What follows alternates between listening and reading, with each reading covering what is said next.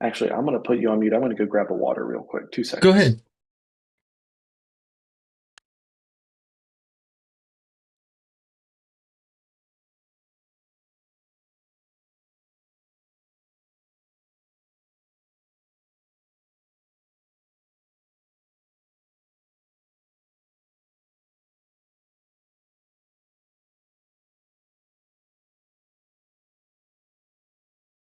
Alrighty, what's up, landlords? Renee here. I'm gonna have a chat with Hunter. This is our first time meeting, and we're just going to, live stream this and go from there. So, Hunter, before we get started, something I like to do is I like to tell you everything I know about you, and you correct me instead of me saying, "Hey, tell us about yourself." So, just to make it a little bit more fun. So, Yeah, fair enough. Let's do it. all right, cool. So, what I think I know is you were born and raised in South Carolina. Correct. Sweet, and you were Eagle Scout at 14 years old. I was. Yep. My dad really pushed me to get into Boy Scouts when I was young, and there's a group of maybe 7 or 8 of us. And the dads all really encouraged us to go through at the same time, and we got it done before most people ever even really get into scouting. So, yeah, fun Yeah. fact. That's pretty impressive. I've only met one other Eagle Scout when I was in the Air Force. This guy that I deployed with, and he was pretty sharp. So I know it means something, Hmm. even though I never did it. Tell me if I'm correct here. You went to Clemson University and got a financial management degree with a concentration in real estate. I did. I did. Yep. So I sort of got the real estate bug in college. Clemson does not offer a real estate degree. Some colleges do, some don't. But you could get a finance degree with an emphasis in real estate, which is what I did. So, yep, that's correct. Cool. One thing I'm a little unsure about is how I found it somewhere that you helped college students get out of debt with selling real estate while you were going to college. Can you elaborate on that? Yeah, so I had a really unique business idea. Sort of came when I had some conversations with the real estate mentor. He was a fellow agent and investor. Sort of got me started in my real estate agent career. We wanted to help a bunch of other college students get licensed, like I was. So I got my real estate license at 19, and we essentially said, "Hey, let's get a group of college students together. Let's all go sell some houses, and we can essentially use the commissions from that." To pay down our student loan debt and hopefully graduate college debt free. So that was sort of the mantra that we did, and we did that for about 2 or 3 years, I think, because I got my license when I was a sophomore in college, and sort of worked all the way through till I was a senior, and I'm still an agent to this day. But that was sort of how I got my start. Yeah, that's awesome. So basically, it was you guys collaborating together, but individually, you were selling your own houses and using that income to help pay down the debt. Is that how it worked? Yeah, pretty much. So we had what's sort of known as a real estate team, where we have a bunch of agents. There's one main agent who's considered the rainmaker or the person who's probably bringing in the majority of the business. And then the rest of us are trying to generate leads. We're trying to sell listings that we as a team or as a group had. And we had some really kind of unique and effective ways. I'm sure there's videos somewhere if somebody wants to go try to dig it up. But we used to have these electric scooters. This was back before they were even sort of popular by Bird and Lyft and some of these other things. But we used to have these scooters. We'd go ride around from neighborhood to neighborhood, and we go door knock. So essentially, asking somebody, "Hey, have you thought about selling your house?" If we'd get a property listed in a neighborhood, we'd go knock on the neighbors to say, "Hey, we just listed this. Do you know anyone who wants to move in?" Really just trying to uncover all the stones and find those hidden gems, whether those were listings or clients we could work with, doing anything we could. So That's really impressive. Did you, part of the pitch when you were door knocking, explain that you guys are college students and you're trying to pay down debt by helping people sell their houses? we did. Yeah, that's So catchy. we're young college students. As it turned out, there was 6 or 7 of us. Happened to all be guys. I guess just because we couldn't find any girls interested in pursuing that career path. But so a bunch of us guys, were there knocking on the doors, in all these different neighborhoods, and obviously we look like college students. We're a Mm. bunch of young guys, and so people are like, "Why are these weird college students, knocking on my door. So that was part of the pitch. It's like, hey, we have an experienced agent, the rainmaker of our team. That person had been in business 15 years, which is longer than most people, have been in business as an agent. So, hey, this person is the experience. This is sort of the person behind the team. We're doing some of the upfront legwork to, A, market your property, B, try to uncover, more leads and get more exposure. We always used to say that, we're trying to door knock and cold call, to try to find these buyers, try to get top dollar for your listing. So that was sort of, part of the sales pitch to it. Man, that's really good. It's creative and it has like a human feel, vibe, emotional kind of, it pulls at your strings. So it's like if you were kind of even remotely thinking about doing it, you'd be like, hey, let me help these young kids. And they're trying to start their life and they're already in debt and stuff. That's great.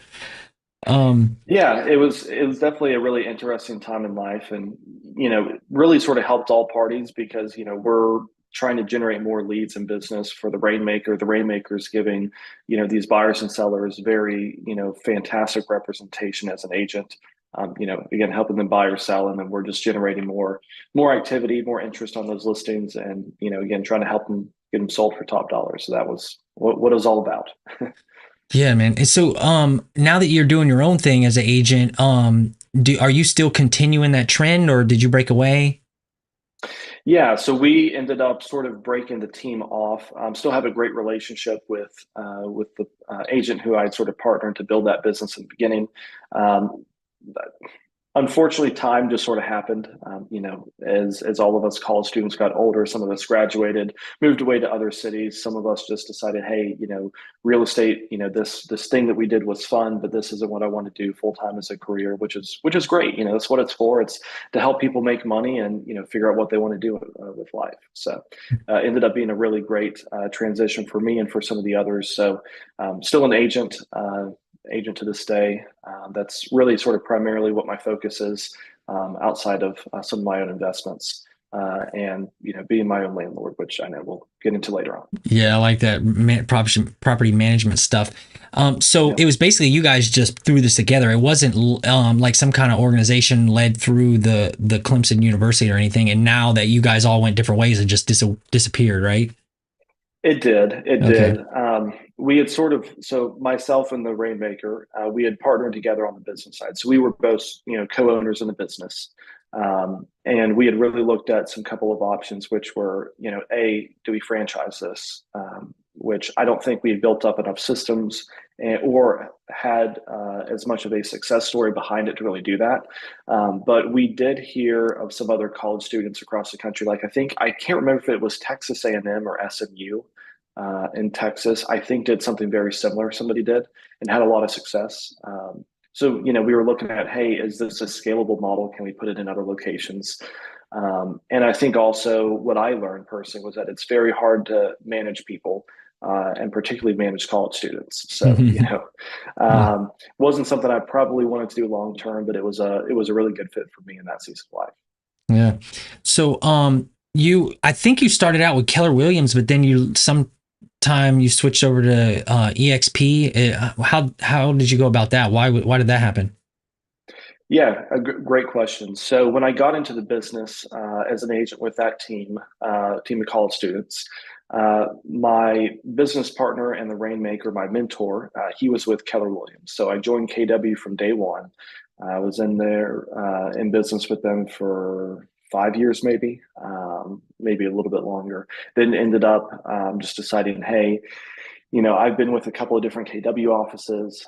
At that point in time, I'd actually worked on staff for two different offices. So sort of got to see the underbelly of the beast, so to speak, and just decided that, hey, probably a good idea to branch off and, join another organization, something that was going to be a better fit for the rest of my real estate career. So made the move over to EXP Realty and been super, super happy with it ever since.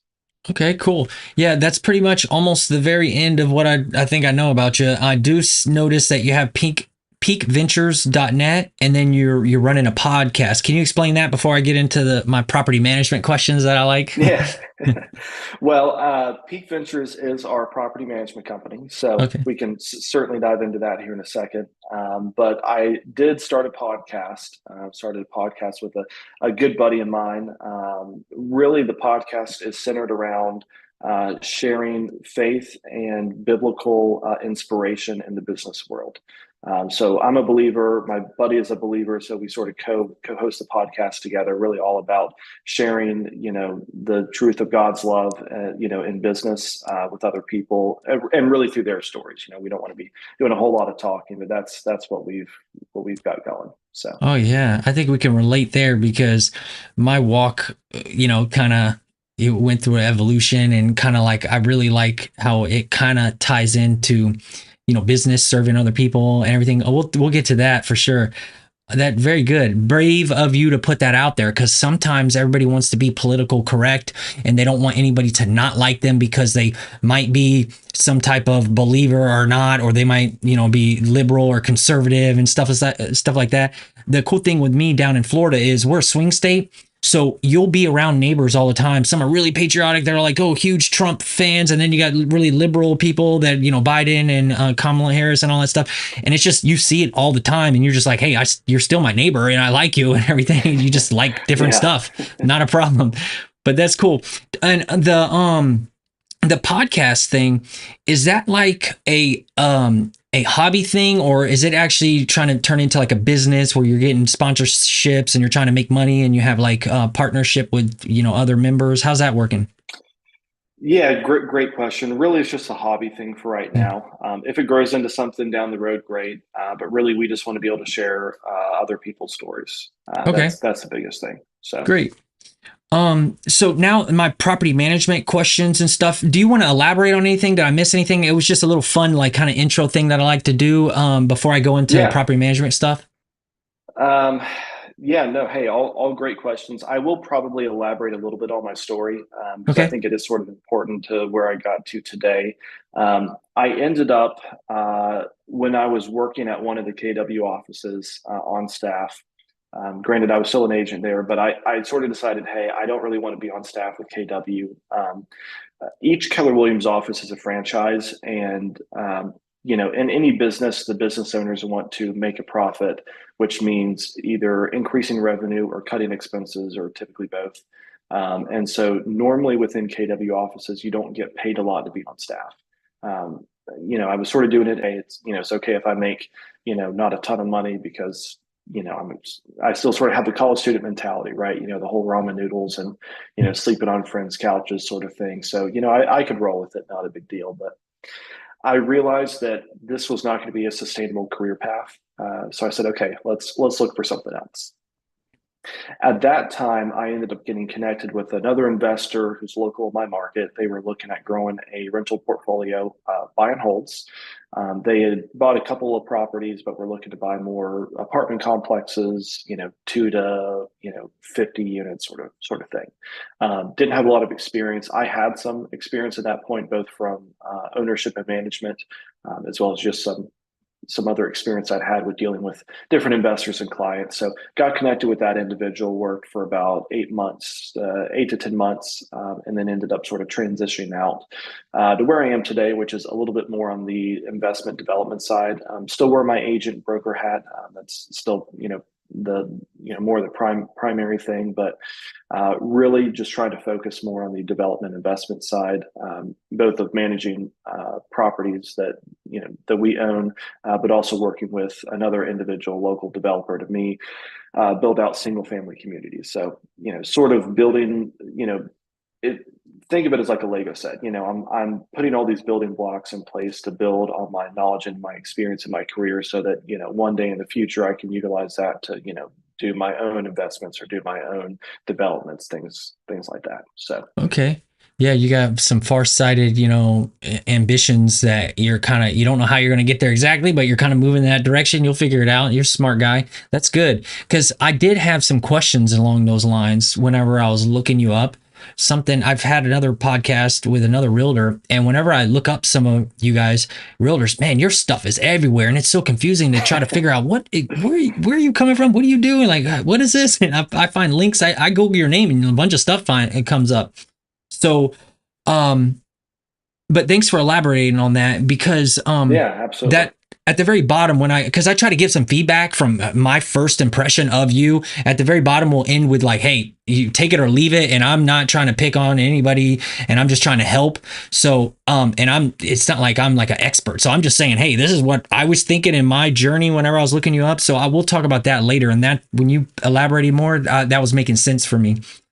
So how long have you been in property management? Like either doing it for yourself or maybe, for commercial, apartments or anything? Yeah, so my property management journey also started in college. So about the time I real estate license, I worked for a student housing property management company in Clemson, where I went to school at Clemson University. So the little town of Clemson has lots of apartment complexes, as I'm sure most small college towns do. So I was working for one, helping to lease out the property, really just sort of learning the ropes. So not in a property manager role, but in more of a leasing assistant, sort of, jack of all trades type person, to get students. And I was one of the first people hired on to that group, actually before the property was even built. So we were technically pre-leasing a property before they even started construction. So, kind of a cool thing to do. Did that for gosh, I don't know, 6, 8 months. Right about the time I got my real estate license, I transitioned from doing that to going more into, wearing my agent hat full time as a college student on top of school. So Okay, I didn't know that you can be a leasing agent without having a license. Is that correct? you can, yep. Okay. So there was a property manager, and maybe there was an assistant property manager. I can't remember, but there was a number of college students that they had hired to be essentially leasing agents. Okay. Very common, just showing model apartments, just helping people get a better understanding of what that property was, and if they wanted to live there as a student. Okay. So how are you getting So your? Go ahead. Oh, no. Well, I was just going to say, so from there, that was sort of my first experience in property management. Most recently, it's sort of, I did that for a little bit, stopped, and then came back with the whole property management thing when we bought our first property, self-managed that, and still self-manage some of our properties to this day. So, Okay. Cool. So how are you getting your property management clients now? yeah, so right now it's really just personal properties and family properties. We're not third party property managers. Okay. We're not trying to go build a book of business like that.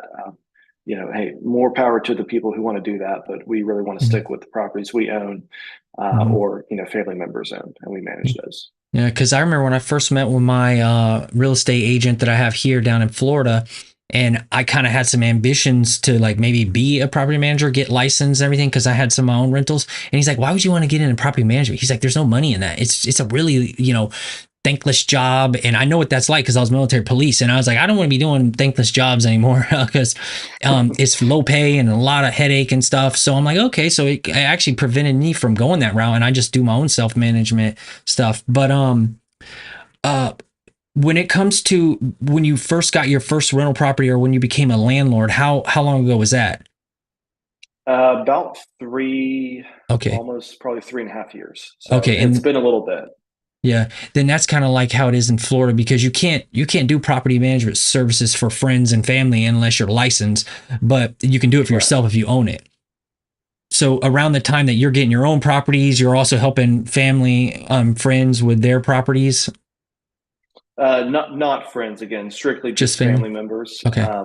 Very very closely related family members Okay. with their properties and then ours. So, again, I could see from the very beginning that there's not a whole lot of money in third party Yeah. property management unless you Yeah. do it at scale, Yeah. and you know people can build those businesses. I just really didn't want to own that, but I'm like, hey, if I can help, you know us, manage properties better. We're not having to spend tons of money every month on a property manager, tons on leasing fees.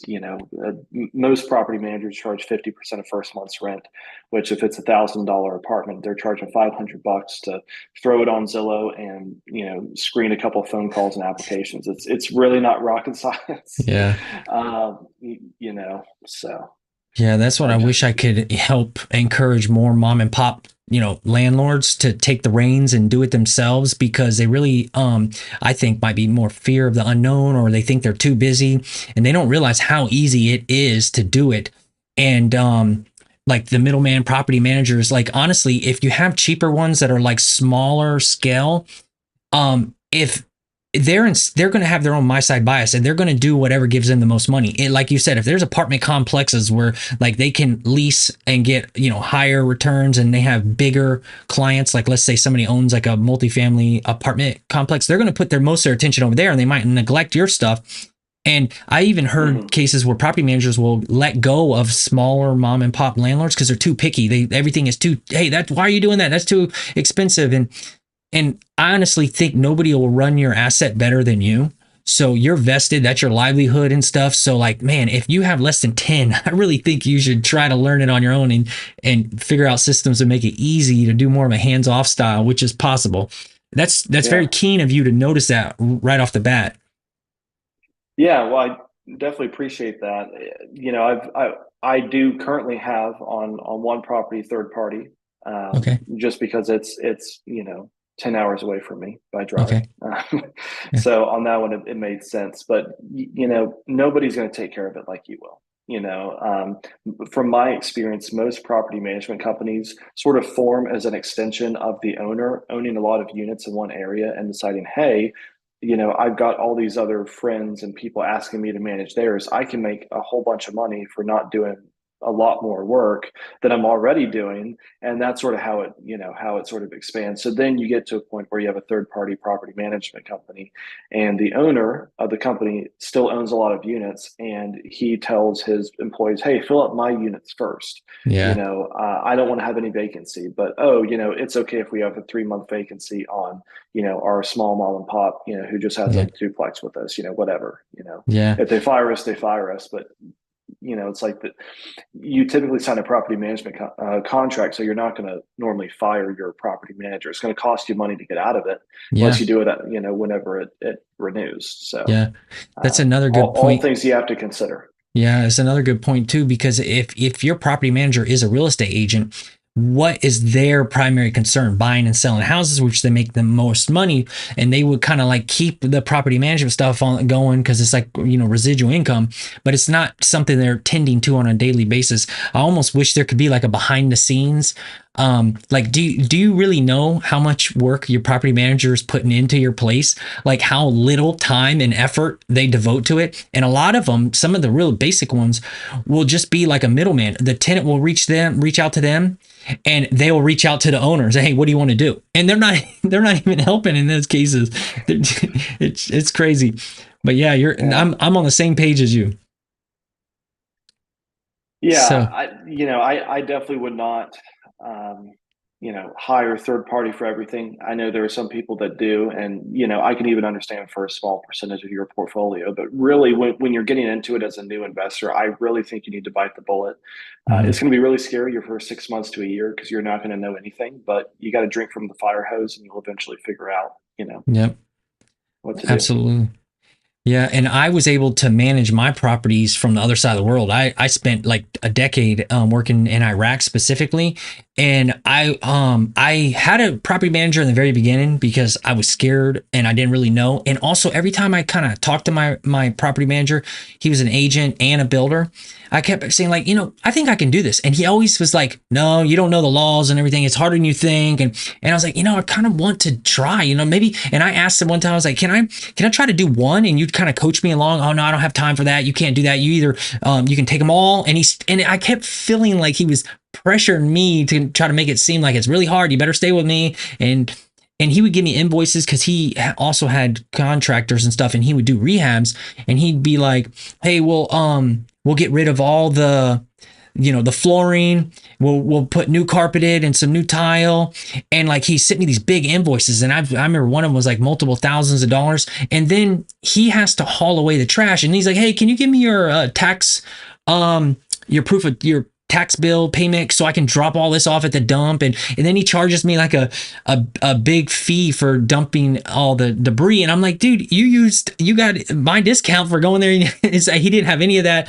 And I just felt like all along the way, I was like, man, if I hired a handyman, I feel like a handyman would just knock this out on his own and be able to do it cheaper. And all those little instances over time, eventually I was like, I'm just going to do it. And then he's like, all right, fine. And then I was like, can I have your lease? And he's like, no, you're not having my lease.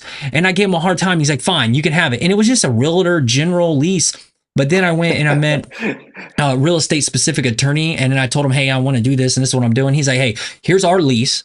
We vet it, we update it and stuff. And if there's updates, we'll reach out to you and stuff like that. And I end up using that lease. The problem that I saw with the lease that the agent was using, it was just super gibberish, all legal talk. There was no like plain language talk in there. And if you want a tenant to actually read the lease and follow the rules, shouldn't it be written in a way they understand?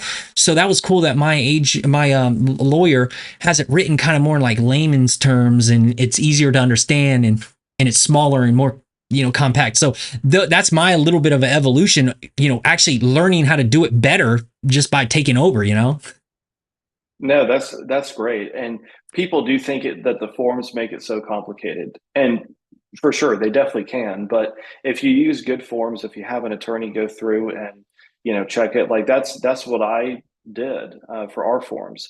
I created them using a combination of different resources, and then I sent them to my attorney. I said, hey, I don't want you to go redline and completely change this. Just read through it. Is there anything that is really against state specific laws? And if not, can I get essentially the stamp of approval? And did that and got the stamp. And he's like, yep. I mean, I maybe paid $150 for an attorney to read through it. It's like, and now we have a form that we can use year after year, and all the addendums that can go with it, and anything that's property specific. So it's super helpful to have those forms. Whether you get them from another investor, an attorney, whoever. Yeah, and what you did is what I did. I kind of added some stuff because I wanted to do a little bit of, unique stuff. Like I wanted to try to see if I did a test, and I wanted to see if I can capture more rent by offering at least signing, hey, would you like to use the home alarm system that it's a feature of the home. It's not monitored. If you're welcome to use it, we will make sure it's, functioning. And it's an additional like $15. He put in some clauses for that in a spot where you say yes or no. And then I tried to experiment with like some extra storage. Do I put some stairs and up in the storage and lock the attic access in the garage? And then is that another upsell thing? And over time, what happened is I realized it's not worth the effort. It became too much. And I took some of the stuff out. But I remember working with the real estate lawyer, and we figured that out, and he was really helpful. But when you said that you also did something like that, you know what it made me think?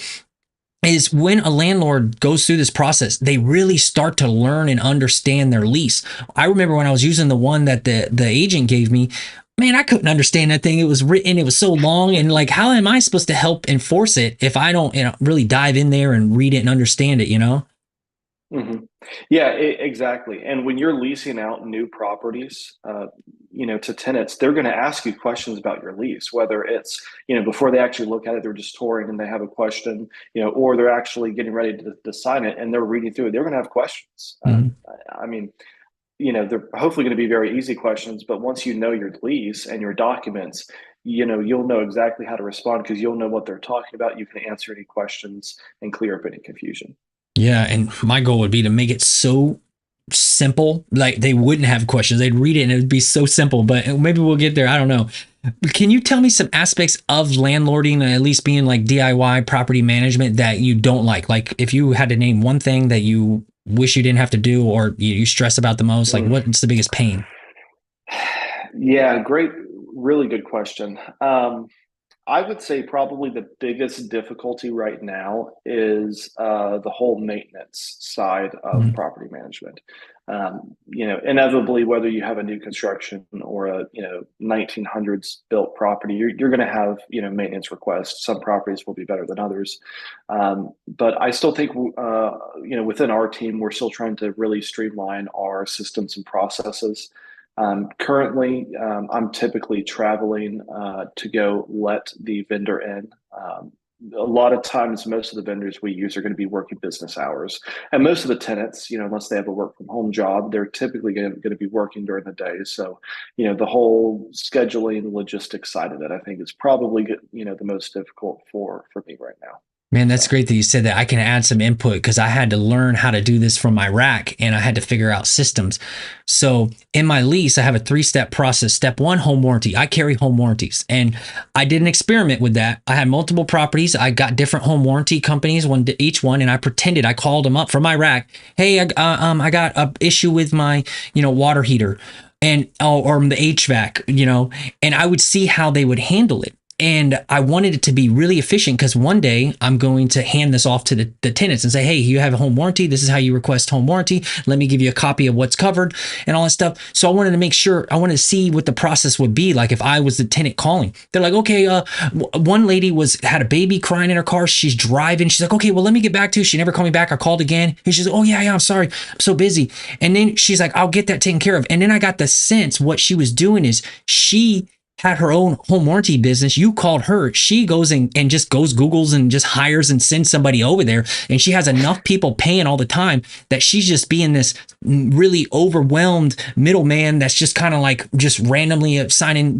tenants and trying to help. And she became like a pain to deal with. So I canceled that one and I was in a contract. I hated it. Then I did some other ones and I eventually settled on American Home Shield because they're the most efficient. I told them, hey, I want to set this up as the landlord under my property management company. I don't want the tenant to know that I'm the owner. Use my property management information. Okay. So I want to be able to have the tenant call in or go online and use the address and the policy number.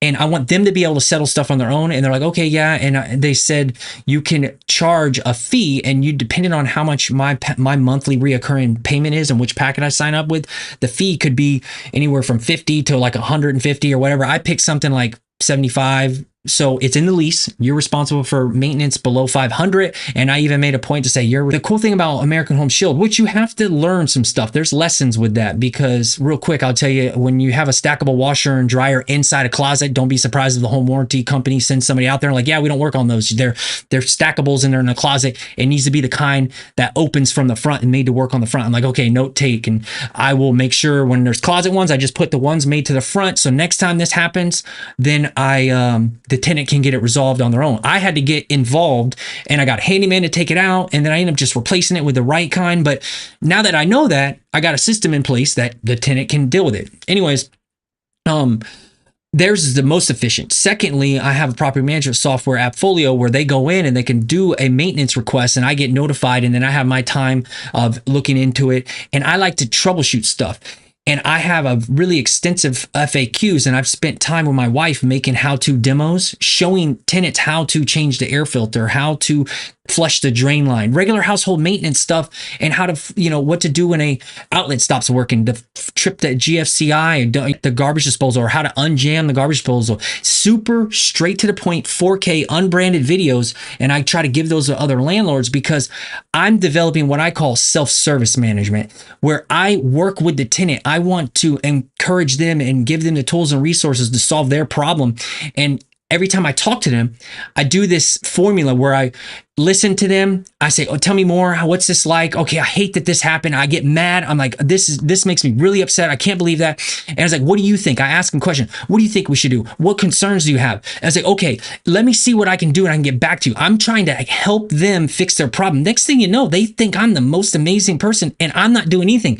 They go direct with scheduling the home warranty person to schedule with their schedule. I'm not even in it. I wake up in Iraq and I see, oh, this property got a home warranty and somebody came out and fixed the garage motor and replaced it and they paid the service. So that's the kind of stuff that I like to do. And we can talk more about it off line and like how you might be able to test some of this out and some concerns that you might have. What do you think so far when you hear this? No, that's fantastic. I love when tenants are always taking care of the properties. It definitely makes our job easier. That's for sure. Yeah. Our property management software does requests, so super easy to get those in, and then we handle those on our end. But Okay. um, like I'm trying to think. This week had really bad storm, and so there was a tree branch that fell on a power line going into the house. Okay. Thankfully, nobody was hurt, most importantly. But the power company came out and cut everything up, got it off the line, so that's good. But now we have branches all in the yard, so all I need is pictures, and I can get those from tenants, and now all of a sudden I'm scheduling that to be taken care of, and I didn't even have to leave my office. So Yeah, those are the that's things good. that I really like, but I love the idea of having tenants schedule some of these things on the road. I think that's fantastic. Another thing you could try is when you're dealing with issues like something like that that's outside of what a home warranty would be, and excuse me, and it might be outside of like what you would expect a tenant would do. But when you're in the single family space, which is cool, they kind of take ownership. They kind of turn into a resident when you groom them and kind of work with them and you ask them questions. So when I would be approach that dealing with it, I would do that normal back and forth with them. What do you think? How do you think we should go about it? Because I'm trying to get them involved. Like I was painting a house one time and the tenant brought up, hey, the pendant lights are kind of old. And I was like, oh, really? I was like, do you think they need to be replaced? Do you think we should paint them? And I'm working with her. And she's like, yeah. And I was like, okay, stuff I do, Lowe's, Home Depot, or Amazon, and maybe pick out 3 different versions and let me look at it and see if we can submit it up to the team and see if we can get them replaced. So I do stuff like that all the time. One of the fridges needed to be replaced. It's really old. And I say, hey, can you mind, looking it up? And I'm always trying to give them ownership, give them some task, and it actually works in their favor. They go pick something they like, 3 different versions, and then when Yeah, I wow. get it delivered to them, they feel great sense of ownership that that's the kind they picked out. They know, they understand the cost involved in this, and it's just constantly like I would think, hey, how big are the branches? Do you think it's something that maybe could be moved to the side and like the city would be able to pick them up? Do you think that maybe like, because I would try to look into the rules because I would Google it first. Some of them will say they have to be in small bundles. You don't have to wrap them up, just move them over to the street. I would try to figure that out by your area, with your city. It's called yard waste pickup, and I would ask them some stuff like that, and I'm trying to get them to decide to be like, oh yeah, I think I can do that, maybe I can pull them over there or something, and basically try to handle it with them trying to take care of it. If not, I will intervene. Obviously, I want the property to be in the best tip-top shape, and I'm not super cheap. Mhm. Like I will pay to get stuff taken care of, but I'm trying to give them the opportunity to see if they'll do it, and you know what I mean, just kind of give them assistance to help fix their problem. Yeah, no, I absolutely. Funny enough, with these tenants, they even volunteered to try to move some of it. But with another maintenance issue we were working on in the same unit, I said, "Hey, don't worry about it. We'll take care of that." Okay. Yeah. Yeah, because it's going to end up getting moved by the landscaping company that does everything for that property anyway. I think there is something in the contract that they would even take care of it. So I Okay. don't know that there's even going to be a cost. I mean, if there is, it might be very minimal, but they'll just end up moving it to the street and it'll get picked up. So Okay. great example of having good quality tenants, people who are proactive and want to take care of it. They're not Yes. just gonna let things rot and sit there, and I find it months later when I'm doing another inspection. Yeah. So That's important because some landlords are skittish of trying to get the tenants to do anything because they think the tenants are incompetent and can't do anything and they'll mess up, or they think if the tenant is responsible for minor repairs that they're going to neglect the place and not report stuff because they're trying to save money.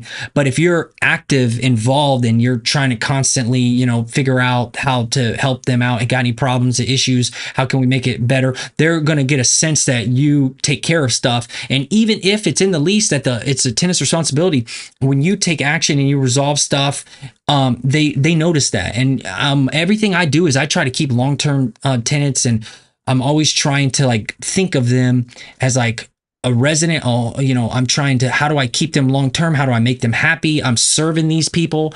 So I think you're on the same page. That's really cool. I would go down a rabbit hole. We could talk a whole bunch of stories like this, but let me just keep going. Cause I said, I thought you said you got to go, don't you? I have about 6 more minutes. Okay, crap. So let me skip all the way to the bottom of my feedback. So we can at least give you something, and we can always talk more later. I wanted to Appreciate it. I want to compliment you on your website logo. I thought it was really cool.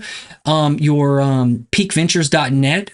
And also, I want to compliment you on your profile picture, which I thought was good to have consistency. I saw the same image across multiple places. The only two places I found a different image of you was on homes.com, and I think it's called Crexy.com, like a commercial kind of one. Correct.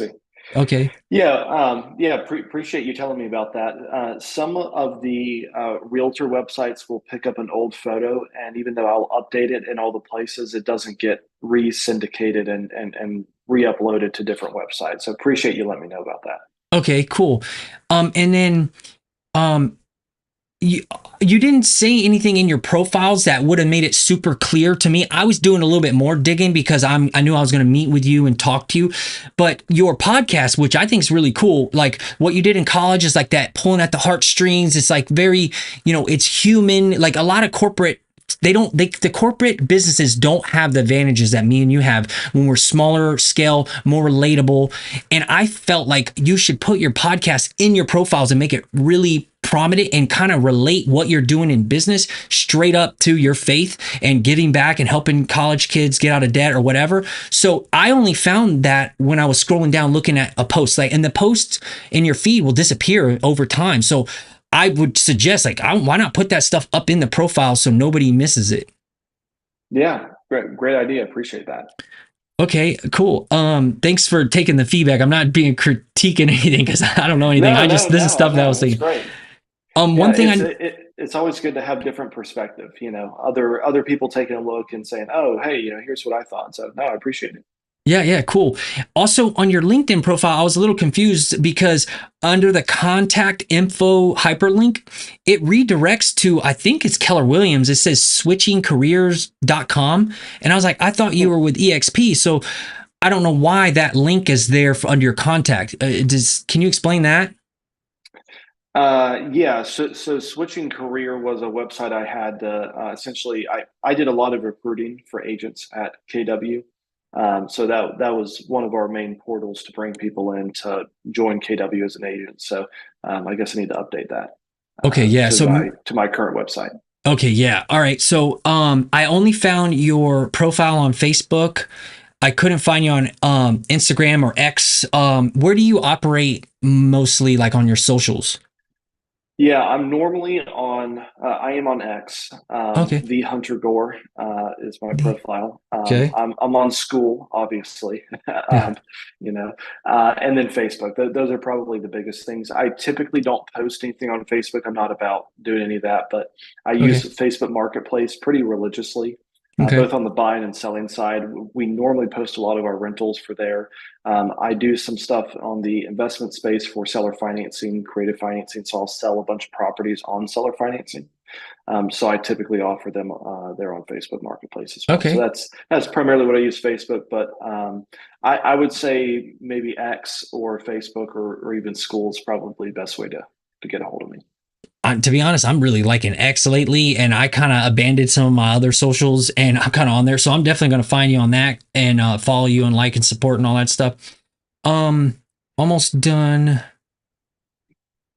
I wanted to ask, when I was looking you up on your real estate stuff and even on your website, like I was trying to figure out, what do you specialize on? Because I did see some new construction single family, and then I saw some new construction duplexes, and then I even found you on commercial. So I'm like, when I went to your website, I was clicking around, some of the links didn't work. I did see the buy link, click the sell link, and I'm like, well, what about property management?